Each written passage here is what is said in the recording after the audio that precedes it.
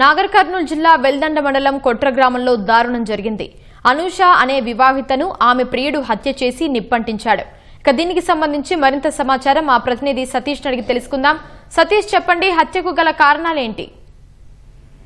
Right. అయితే నాగర్ కర్నూలు జిల్లా వెల్దండ మండలంలో దారుణం జరిగింది. సుమారు అర్ధరాత్రి అనూష అనే నార్మల్ అనూష అనే యువతిని అంటే వివాహేతర సంబంధం వల్లే ఒక యువతి ప్రాణాలైతే కోల్పోయింది.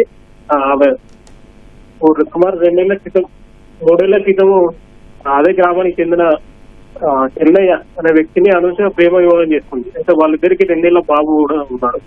మరోవైపు అదే గ్రామానికి చెందిన మరో వ్యక్తి రాములు అనే మరో వ్యక్తితో ఈ అనూషకి అయితే వివాహిత సంబంధం ఉన్నట్లయితే తెలుస్తుంది.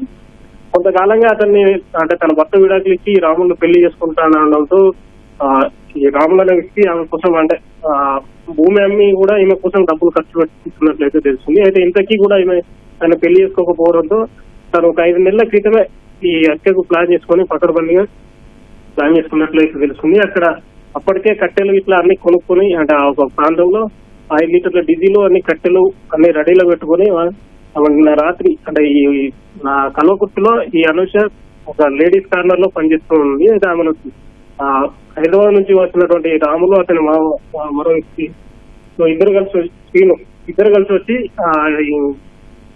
అమ్మాయి అనూషను అయితే తీసుకెళ్లి అక్కడ దారుణంగా హత్య చేసి పెట్రోల్ పోసి ఉప్పంటించి వాళ్ళు ఉదయం మళ్ళీ వెళ్లి పోలీస్ స్టేషన్ లో అయితే లొంగిపోయారు. పోలీసులు సమాచారం అందిన వెంటనే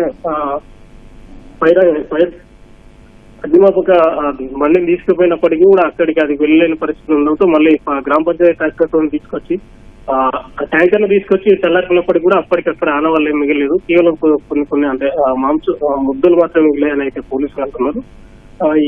ఈ ఘటనపై పోలీసులు కేసు నమోదు చేసుకోగా ఇప్పటికే ఫోరెన్సిక్ టీం వాళ్ళు వచ్చేసి అక్కడ అంటే అక్కడికి ఎవరు వెళ్ళలేకుండా మొత్తం వచ్చేసి అక్కడ ఆధారాలు అయితే సేకరిస్తున్నారు.